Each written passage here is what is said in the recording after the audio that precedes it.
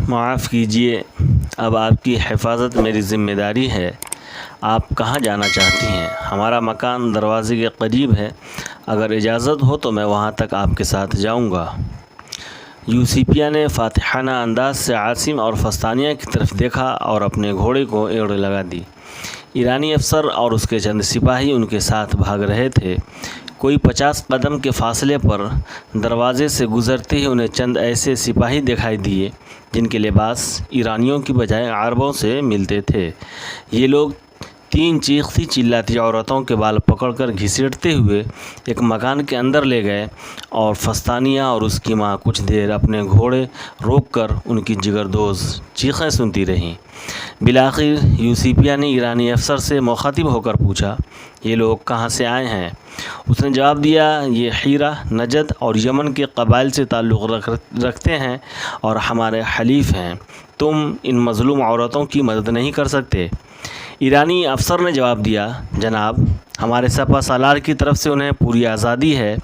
اپنے سرداروں کے سوا یہ کسی کا حکم نہیں مانتے اور انہیں کوئی بات سمجھانے کے لیے مجھے ان کے سردار کو تلاش کرنا پڑے گا، لیکن آپ کے لیے یہاں رکنا مناسب نہیں، چلیے۔ یوسیپیہ نے کچھ کہے بغیر گھوڑے کو ایڑ لگا دی اور عاصم اور فستانیہ اس کے پیچھے پیچھے ہو لیے۔ تھوڑی دور آگے جا کر وہ ایک ڈیوڑھی کے سامنے رکے اور گھوڑوں سے اتر پڑے۔ عاصم نے تینوں گھوڑوں کی باگیں پکڑ لی اور فستانیہ اور اس کی ماں آگے بڑھ کر ڈیوڑھی کے بند دروازے پر دستک دینے لگے۔ جب چند ثانیے کوئی جواب نہ آیا تو یوسیپیہ اضطراب کی حالت میں نوکروں کو آواز دینے لگی۔ اچانک اندر سے زنجیر کی کھڑکھڑاہٹ سنائی دی اور یوسیپیہ اور فستانیہ بھاری کیواڑوں کو دھکیل کر اندر داخل ہو گئی۔ دروازہ کھولنے والا اپنے لباس سے عرب معلوم ہوتا تھا۔ اس نے اپنی زبان میں کچھ سمجھانے کی کوشش کی، لیکن وہ اس کی طرف متوجہ ہوئے بغیر بائیں باغ میں بھاگتی ہوئی آگے نکل گئی۔ پہرے دار انہیں چند آوازیں دینے کے بعد دروازے کی طرف متوجہ ہوا تو عاصم نے جلدی سے آگے بڑھ کر تینوں گھوڑے اندر ہانک دیے۔ پہرے دار چلایا، تم کون ہو؟ تم اندر نہیں جا سکتے۔ عاصم نے جواب دیا، اگر یہ تھیوڈوسیس کا مکان ہے تو تم میرا راستہ نہیں روک سکتے۔ تمہاری بھلائی اسی میں ہے کہ آگے نہ جاؤ۔ یہ مکان ہمارے سردار کے قبضے میں ہے اور تمہارا شکار اب ایک شیر کی منہ میں داخل ہو چکا ہے۔ اب تمہیں کسی اور گھر کا رخ کرنا چاہیے۔ پہرے دار اپنی تلوار سونت کر عاصم کے راستے میں کھڑا ہو گیا۔ عاصم کی رگوں کا سارا خون سمٹ کر اس کے چہرے میں آ گیا۔ اس نے جھپٹ کر ایک ہاتھ سے اپنے مد مقابل کی کلائی پکڑ لی اور دوسرے ہاتھ کی ایک ہی ضرب سے اسے زمین پر لٹا دیا۔ پھر چشم و زن میں نیچے پڑی ہوئی تلوار اٹھائی اور باغ سے مکان کی طرف بھاگنے لگا۔ اتنی دیر میں ایرانی افسر اور اس کے ساتھی، جنہیں وہ پیچھے چھوڑ آئے تھے، بھاگتے ہوئے اندر داخل ہوئے اور پہرے دار نے ان کے تیور کو دیکھ کر اٹھنے کی ضرورت محسوس نہ کی۔ عاصم کو باغ میں چند قدم بھاگنے کے بعد اچانک نسوانی چیخیں سنائی دیں اور جب وہ سیب کے درختوں سے نکل کر ایک عالی شان عمارت کے قریب پہنچا تو یوسیپیہ دہائی مچاتی واپس آ رہی تھی اور 3 آدمی قہقہے لگاتے اور گالیاں دیتے ہوئے اس کا پیچھا کر رہے تھے۔ شراب کے نشے میں ان کے پاؤں لڑکھڑا رہے تھے۔ سب سے اگلے آدمی نے یوسیپیہ کی گردن پر ہاتھ ڈالنے کی کوشش کی اور وہ دونوں منہ کے بل گر پڑے۔ عاصم نے گرجتی ہوئی آواز میں کہا، ٹھہرو، تم نہیں جانتے کہ تمہیں ایران کے شہنشاہ کے سامنے اس گستاخی کا جواب دینا پڑے گا۔ تم شہنشاہ کے ایک ایسے دوست کا عتاب مول لے رہے ہو جس کے اشارے پہ تمہارے سرداروں کی گردنیں اڑا دی جائیں گی۔ وہ انتہائی بدحواسی کے عالم میں عاصم کی طرف دیکھنے لگے اور بیشتر اس کے کہ وہ کوئی اور اقدام کر سکتے۔ ایرانی سپاہی جو عاصم کے پیچھے آ رہے تھے انہیں اپنے گھیرے میں لے چکے تھے۔ عاصم نے آگے بڑھ کر یوسیپیہ کو اٹھنے کے لیے سہارا دیا اور وہ ہوش میں آتے ہی چلانے لگی، خدا کے لیے میری بیٹی کو بچاؤ، وہ مکان کے اندر ہے۔ عاصم پوری قوت سے مکان کی طرف بھاگا اور ایک کمرے سے فستانیہ کی چیخیں سنائی دے رہی تھی۔ اس نے زور سے دھکا دے کر دروازہ کھولا اور ہوا کے تند و تیز جھونکے کی طرح اندر داخل ہوا۔ فستانیہ ایک دیو قامت آدمی کے بازوؤں کی گرفت سے آزاد ہونے کی جدوجہد کر رہی تھی۔ وہ فستانیہ کو ایک طرف دھکیل کر عاصم کی طرف متوجہ ہوا، لیکن اس کے ہاتھ خالی تھے اور ہتھیار کمرے کے دوسرے کونے میں پڑے تھے۔ عاصم اپنی تلوار پھینک کر ایک زخمی شیر کی طرح اس پہ جھپٹ پڑا۔ اس نے مدافعت کے لیے ہاتھ اٹھائے، لیکن نشے کی حالت میں اس کی پیش نہ گئی۔ عاصم نے یک کے بعد دیگرے اس کے منہ پر اور گردن پر چند مکے رسید کیے۔ وہ چکرا کر فرش پہ گر پڑا اور دوبارہ اٹھنے کی کوشش نہ کی۔ فستانیہ ایک بچی کی طرح سسکیاں لیتی اور روتی ہوئی عاصم سے لپٹ گئی۔ وہ کہہ رہی تھی، خدا کے لیے آپ یہاں سے نکل جائیں، آپ بھاگ جائیں، آپ کو ہمارے ساتھ نہیں آنا چاہیے تھا، ہمیں آپ کو بار بار خطرے میں ڈالنے کا کوئی حق نہیں۔ اگر ہمارے مقدر میں ذلت و رسوائی ہے تو آپ ہماری کوئی مدد نہیں کر سکتے۔ عاصم نے اسے تسلی دیتے ہوئے کہا، نہیں فستانیہ، میں بھاگنے کے لیے یہاں تک نہیں آیا، میں تمہیں چھوڑ کر نہیں جاؤں گا اور تمہارے مقدر میں ذلت و رسوائی نہیں ہے۔ یوسیپیہ اور ایرانی افسر کمرے میں داخل ہوئے اور فستانیہ عاصم کو چھوڑ کر اپنی ماں سے لپٹ گئی۔ ایرانی افسر نے آگے بڑھ کر نیچے پڑے ہوئے آدمی کو اچھی طرح دیکھنے بھالنے کے بعد یوسیپیہ کی طرف متوجہ ہو کر کہا، اگر آپ کا محافظ اس معزز آدمی کو قتل کر دیتا تو مسئلہ بہت خطرناک ہو جاتا۔ یوسیپیہ نے غصے سے کانپتے ہوئے بولی، تم اس وحشی کو ایک معزز آدمی سمجھتے ہو؟ ایرانی افسر نے کہا، جناب، یہ حیرہ کے ایک معزز خاندان کا رئیس ہے اور لڑائی کے میدان میں بہت کم لوگ اس کے ہم پلہ سمجھے جاتے ہیں۔ آج اگر یہ شراب سے مدہوش نہ ہوتا تو اس کی یہ حالت نہ ہوتی۔ یوسیپیہ فستانیہ سے مخاطب ہوئی، وہ لڑکی کون تھی، وہ کہاں گئی؟ فستانیہ نے جواب دیا، میں اسے اچھی طرح نہیں پہچان سکی، لیکن میرا خیال ہے کہ وہ جو حنا کی بہن تھی، میں نے اسے پچھلے کمرے کی طرف بھاگتے ہوئے دیکھا تھا۔ یوسیپیہ نے آگے بڑھ کر عقبی کمرے کا دروازہ کھٹکھٹاتے ہوئے کہا، دروازہ کھولو، تمہیں اب کوئی خطرہ نہیں، میں تمہاری حفاظت کا ذمہ لیتی ہوں، میں یوسیپیہ ہوں۔ ایک عورت دروازہ کھول کر باہر نکلی، اس کے بال بکھرے ہوئے تھے اور چہرے سے وحشت برس رہی تھی۔ ہیلنا، یوسیپیہ اور فستانیہ نے ایک زبان ہو کر کہا۔ وہ چند ثانیے گردن جھکائے بے حس و حرکت کھڑی رہی، پھر اس نے اچانک آگے بڑھ کر فرش پہ پڑی ہوئی تلوار اٹھائی اور گرے ہوئے آدمی پر حملہ کرنے کی کوشش کی، لیکن عاصم نے بھاگ کر اس کا ہاتھ پکڑ لیا۔ وہ چلائی، مجھے چھوڑ دو، خدا کے لیے مجھے انتقام لینے دو، تم نہیں جانتے یہ کتنا ظالم ہے، اس نے میرے شوہر کو قتل کیا ہے اور میں کل سے ستم رسیدہ عورت کی آواز سسکیوں میں گم ہو کر رہ گئی اور اس کی آنکھوں میں آنسو چھلکنے لگے۔ عاصم نے اس کے ہاتھ سے تلوار چھین لی اور اپنا چہرہ دونوں ہاتھوں میں چھپا کر رونے لگی۔ ایرانی افسر نے یوسیپیہ سے سوال کیا، یہ آپ کی بہن ہے؟ اس نے جواب دیا، یہ ہمارے ایک پڑوسی کی بیوی ہے۔ فستانیہ نے کہا، ہیلنا، جو حوصلے سے کام لو اور خدا کے لیے مجھے نانا جان کے متعلق بتاؤ، تمہارے نانا جان یہاں نہیں ہیں۔ ہیلنا نے اپنی سسکیاں ضبط کرنے کی کوشش کرتے ہوئے کہا، وہ کہاں ہیں؟ انہیں زندہ جلا دیا گیا ہے، وہ دمشق والوں کو ایک بے گناہ آدمی کی جان لینے کی سزا ملی ہے۔ میرے خاوند نے انہیں بچانے کی کوشش کی تھی، لیکن وہ بے بس تھا اور کل اس وحشی نے میری آنکھوں کے سامنے آپ کے بوڑھے نوکر کا گلا گھونٹ دیا۔ یوسیپیہ نے پوچھا، میرے باپ کو زندہ جلانے والے کون تھے؟ انہیں رومی سپاہی پکڑ کر لے گئے تھے اور ہمارا پشپ اور شہر کے سینکڑوں آدمیوں کا جلوس اس کے ساتھ تھا، ان پر ایرانیوں کے جاسوس ہونے کا الزام لگایا گیا تھا۔ یوسیپیہ نے ڈوبتی ہوئی آواز میں کہا، تمہیں یقین ہے کہ میرے باپ کو زندہ جلا دیا گیا؟ ہاں، جب ان کی چتا کو آگ لگائی گئی تھی تو میرا شوہر اور محلے کے کئی آدمی وہاں موجود تھے اور محلے کے لوگوں نے ان کی کوئی مدد نہ کی۔ ان کے سینکڑوں ہمدرد رو رہے تھے، لیکن کلسیا کی عدالت کے فیصلے کے بعد کسی کو ان کے خلاف دم مارنے کی جرأت نہ تھی اور شہر کے عوام کی اکثریت بھی ان کے خلاف مشتعل ہو چکی تھی۔ یوسیپیہ اور فستانیہ تھیوڈیسس کی موت کی تفصیلات پوچھ رہی تھی اور ایرانی افسر سریانی زبان سے ناشنا ہونے کے باعث پریشانی کی حالت میں کھڑا تھا۔ مکان کے باہر اس کے سپاہی 3 عربوں کو گھیرے میں لیے کھڑے تھے۔ ایک سپاہی کمرے میں داخل ہوا اور اس نے اپنے افسر سے کہا، جناب، ان عربوں کے متعلق کیا حکم ہے؟ وہ ہمیں دھمکیاں دے رہے ہیں، انہیں پڑاؤ میں لے جاؤ، شراب کا نشہ اترنے کے بعد ان کا دماغ ٹھیک ہو جائے گا، لیکن پہلے ان کے سردار کو یہاں سے نکالو اور کم از کم 4 آدمیوں کو پہرا دینے کے لیے یہاں چھوڑ دو۔ سپاہی نے مڑ کر اپنے ساتھیوں کو آواز دی اور 3 آدمی بھاگتے ہوئے کمرے میں داخل ہوئے۔ ایرانی افسر کے اشارے پر سپاہیوں نے اس کے بازو پکڑ کر اسے اٹھایا اور دروازے کی طرف کھینچنے لگے۔ اس نے بدحواسی کی حالت میں چند قدم اٹھایا اور پھر اچانک اپنے آپ کو ان کی گرفت سے چھڑانے کی کوشش کرنے لگا، لیکن 4 آدمیوں کے مقابلے میں اس کی پیش نہ گئی اور وہ اسے زبردستی کمرے سے باہر لے گئے۔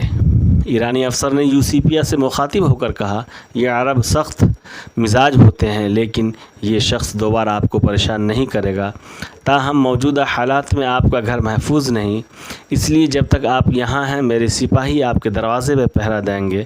میں سپہ سالار کو آپ کے متعلق اطلاع دینے جا رہا ہوں، اور اگر انہوں نے اجازت دی تو میں بذات خود آپ کی حفاظت کے لیے یہاں آ جاؤں گا۔ اگر سپہ سالار نے آپ کو کسی اور محفوظ جگہ ٹھہرانا ضروری خیال نہ کیا تو میں اس بات کا خیال رکھوں گا کہ یہاں آپ کو کوئی تکلیف نہ ہو، لیکن اگر اس نوجوان کو اپنی جان عزیز ہے تو اسے مکان سے باہر نہیں نکلنا چاہیے۔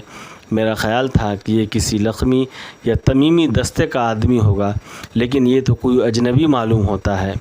یوسیپیا نے جواب دیا، اگر یہ نوجوان یروشلم سے دمشق تک ہمارا ساتھ نہ دیتا تو ہم اس وقت رومیوں کی قید میں ہوتے۔ مجھے یقین ہے کہ اگر شہنشاہ ایران کی نظروں میں سین کی بیوی اور بیٹی کی کوئی قیمت ہے تو وہ اس نوجوان کو عزت کے قابل سمجھیں گے۔ تم اپنے سپہ سالار سے کہو کہ جب تک مجھے اپنے خاوند کا حال معلوم نہیں ہوتا میں یہیں رہنا پسند کروں گی۔ بہت اچھا، فی الحال 4 آدمی یہاں چھوڑ کر جا رہا ہوں، لیکن تھوڑی دیر میں چند اور آدمی یہاں پہنچ جائیں گے۔ افسر یہ کہہ کر باہر نکل گیا اور یوسیپیا اور فستانیہ دونوں ہیلنا کی طرف متوجہ ہوئیں۔ باقی سارا دن خیریت سے گزر گیا۔ سپہر کے وقت دمشق فتح کرنے والے لشکر کا سپہ سالار بذات خود اظہار ہمدردی کے لیے سین کی بیوی کے پاس آیا اور 2 پہرے داروں کو جو بیرونی دروازے کے قریب بائیں باغ میں خیمہ نصب کر چکے تھے ضروری ہدایت دینے کے بعد واپس چلا گیا۔ رات کے وقت عاصم سکونتی مکان کے ایک سرے پہ مہمان خانے کے ایک کمرے میں لیٹا ہوا تھا، لیکن تھکاوٹ کے باوجود اس کی آنکھوں میں نیند نہ تھی۔ دن بھر اس نے ہیلنا کی زبان سے اہل دمشق پر ایرانی لشکر کے وحشیانہ مظالم کی داستانیں سنی تھی، اور اسے یہ خوبصورت شہر اپنے وطن کے ریگزاروں سے زیادہ وحشتناک محسوس ہوتا تھا۔ وہاں قبائل ایک دوسرے سے برسر پیکار تھے اور یہاں سلطنتوں کا تصادم تھا۔ دمشق کی گلیوں اور بازاروں میں فاتح لشکر کے نعرے اور قہقہے اور آس پاس کے مکانوں سے مفتوح قوم کی چیخیں سنائی دے رہی تھی۔ وہ اپنے دل میں کہہ رہا تھا، کاش میں وحشت اور بربریت کے اس طوفان کو روک سکتا، کاش میں دمشق کے ہر گھر پیغام دے سکتا۔ سمیرہ، تم نے کہا تھا کہ رات کے مسافر کو صبح کی روشنی کا انتظار کرنا چاہیے، لیکن وہ صبح کب آئے گی؟ کیا ان تاریک بادلوں کے آغوش سے کوئی آفتاب نمودار ہو سکتا ہے؟ عاصم کے پاس اس سوال کا کوئی جواب نہ تھا۔ اسے انسانیت کا مستقبل اس کے ماضی اور حال سے زیادہ بھیانک نظر آتا تھا، اور وہ بار بار یہ کہہ رہا تھا، کاش فستانیہ کی دنیا سمیرہ کی دنیا سے مختلف ہوتی۔ دیر تک بے چینی کی حالت میں کروٹیں بدلنے کے بعد اس کو نیند آ گئی، لیکن پچھلے پہر وہ ہڑبڑا کر اٹھا۔ بیرونی دروازے کی طرف پہرے داروں کا شور سنائی دے رہا تھا۔ اس نے تلوار اٹھائی اور ننگے پاؤں باہر نکل آیا۔ بائیں باغ میں چند آدمی مشعلیں اٹھائے مکان کا رخ کر رہے تھے۔ عاصم درختوں کی آڑ لیتا ہوا چند قدم اس کی طرف بڑھا، لیکن پھر اچانک کچھ سوچ کر بھاگتا ہوا اس کمرے کے دروازے کے سامنے کھڑا ہو گیا جہاں یوسیپیا اور اس کی بیٹی سو رہی تھی۔ مشعلوں کی روشنی میں اسے 8-10 آدمی دکھائی دے رہے تھے۔ عاصم سوچ رہا تھا، وہ آ رہے ہیں۔ پہرے داروں نے ان کا راستہ روکنے کی کوشش نہیں کی، شاید ان کا افسر بھی غداری کر رہا ہو۔ میں اتنے آدمیوں کا مقابلہ نہیں کر سکتا، اگر میں ایک بار ان کا منہ پھیر دوں تو بھی یہ معاملہ ختم نہ ہوگا۔ اگر یہ بھاگ گئے تو اور آ جائیں گے اور ان کی تعداد زیادہ ہوگی۔ فستانیہ کہتی تھی کہ اگر ہمارے مقدر میں ذلت اور رسوائی ہے تو تم ہماری مدد نہیں کر سکتے، لیکن میں اپنی زندگی میں اس کی ذلت و رسوائی نہیں دیکھوں گا، اور اس کے بعد مجھے اس بات سے کوئی سروکار نہ ہوگا کہ وہ کیا کرتے ہیں۔ میری آنکھیں اسے سمیرہ کی طرح مرتے ہوئے نہیں دیکھیں گی، وہ میری لاش روندے بغیر اس کے کمرے میں داخل نہیں ہو سکیں گے۔ لیکن کیا یہ نہیں ہو سکتا کہ اگر میں انہیں تھوڑی دیر کے لیے روک سکوں تو سین کا کوئی وفادار دوست یہاں پہنچ جائے۔ آج ایرانی سپہ سالار بذات خود ان کی مزاج پرسی کے لیے آیا تھا۔ عاصم موت کے بھیانک چہرے پر امید کی روشنی تلاش کر رہا تھا۔ وہ مکان سے چند قدم دور ایک دراز قامت آدمی نے دوسرے ہاتھ سے مشعل لینے کے بعد ان سے کچھ کہا اور وہ واپس چلے گئے۔ اجنبی تیزی سے آگے بڑھا اور عاصم دروازے کے محراب کے اندر سمٹنے لگا۔ پھر اچانک اس نے اپنی تلوار کی نوک اس کے سینے سے لگاتے ہوئے کہا، تم آگے نہیں جا سکتے۔ اجنبی ٹھٹک کر ایک قدم پیچھے ہٹ گیا اور ایک ثانیہ توقف کے بعد اس نے کہا، تم جانتے ہو کہ میں اکیلا نہیں ہوں اور میری آواز پر آن کی آن میں 20 آدمی تم پر ٹوٹ پڑیں گے۔ عاصم نے جواب دیا، مجھے معلوم ہے، لیکن تمہاری آواز حلق سے باہر نہیں نکل سکے گی۔ اجنبی نے اطمینان سے کہا، تم عرب معلوم ہوتے ہو اور میں حیران ہوں کہ تم اس گھر کی حفاظت کے لیے اپنی جان کیوں خطرے میں ڈال رہے ہو؟ اگر تم ایرانی ہو تو تمہیں معلوم ہونا چاہیے کہ یہ سین کی بیوی کا گھر ہے اور سین شہنشاہ کا دوست ہے اور تم ان کے محافظ ہو۔ تمہیں ابھی تک یقین نہیں آیا؟ اجنبی نے بھررائی ہوئی آواز میں کہا، تم بہت بہادر ہو اور بہت بے وقوف بھی، لیکن میں تمہارا شکر گزار ہوں۔ میں بہت دور سے آیا ہوں اور اب میرے لیے واپس قسطنطنیہ کا رخ کرنا ممکن نہیں۔ میرا نام سین ہے۔ عاصم سکتے کے عالم میں کھڑا رہا۔ سین نے اپنے ہاتھ سے اس کی تلوار ایک طرف ہٹا دی اور آگے بڑھ کر دروازہ کھٹکھٹانے لگا۔ تھوڑی دیر اندر سے کوئی جواب نہ آیا تو عاصم نے کہا، وہ اس وقت بہت خوف زدہ ہیں، آپ انہیں آواز دیں۔ سین چلایا، فستانیہ بیٹی دروازہ کھولو، میں آ گیا ہوں۔ فستانیہ دروازہ کھول کر باہر نکلی اور ابا جان کہتی ہوئی اس سے لپٹ گئی۔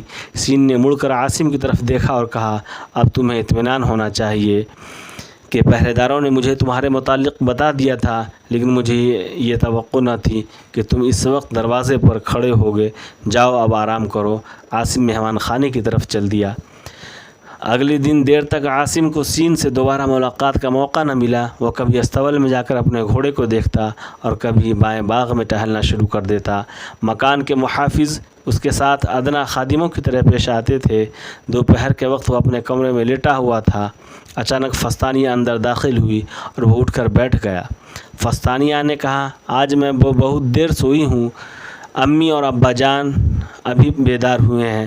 وہ کھانے پر آپ کو بلانا چاہتے تھے، لیکن ہیلنا نے کہا تھا کہ آپ کھانا کھا چکے ہیں۔ ہم صبح تک آپ کے متعلق باتیں کرتے رہے۔ ابا جان اب سپہ سالار سے ملنے جا رہے ہیں، واپس آ کر وہ آپ سے ملاقات کریں گے۔ امی جان کہتی ہیں کہ اگر آپ کو کسی چیز کی ضرورت ہو تو بتا دیجیے۔ ابھی انہوں نے ایک آدمی کو آپ کے لیے نیا لباس خریدنے بھیجا ہے۔ عاصم نے کہا، مجھے نئے لباس کی ضرورت نہیں، میری سب سے بڑی خواہش یہ تھی کہ آپ کے ابا جان خیریت سے گھر پہنچ جائیں، اور یہ خواہش پوری ہو چکی ہے۔ اب دمشق کو خدا حافظ کہتے ہوئے میرے دل پر کوئی بوجھ نہ ہوگا۔ فستانیہ نے جواب دیا، اب آپ کے میزبان میرے ابا جان ہیں اور یہ فیصلہ کرنا ان کا کام ہے کہ آپ کب جا رہے ہیں، اور جب تک انہیں یہ اطمینان نہیں ہو جاتا کہ آپ جس جگہ جا رہے ہیں وہ دمشق سے بہتر نہیں، وہ آپ کو کبھی اجازت نہیں دیں گے۔ باہر سے کسی کے قدموں کی آہٹ سنائی دی اور فستانیہ نے مڑ کر دیکھتے ہوئے کہا، ابا جان آ رہے ہیں۔ عاصم اٹھ کر کھڑا ہو گیا اور فستانیہ ایک طرف ہٹ گئی۔ سین کمرے میں داخل ہوا اور اس نے ایک قدم کے فاصلے سے مصافحے کے لیے ہاتھ بڑھاتے ہوئے کہا، میں ایک ضروری کام سے باہر جا رہا ہوں اور واپس آ کر اطمینان سے تمہارے ساتھ باتیں کروں گا۔ میری بیٹی کہتی ہے کہ تم بھاگ جاؤ گے، اور میں اسے یہ اطمینان دلا چکا ہوں کہ تم اس گھر سے میری اجازت کے بغیر باہر نہیں نکلو گے۔ یہ آپ کا حکم ہے؟ نہیں، ہم اپنے محسنوں کو حکم نہیں دیا کرتے۔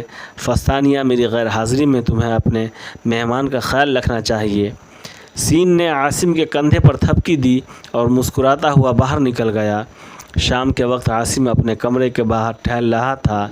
ہیلنا کپڑوں کی ایک گٹھری اٹھائے سکونتی مکان سے نمودار ہوئی اور اس کے قریب آ کر بولی، لیجئے، یہ آپ کے کپڑے ہیں، آپ انہیں جلدی پہن لیجئے۔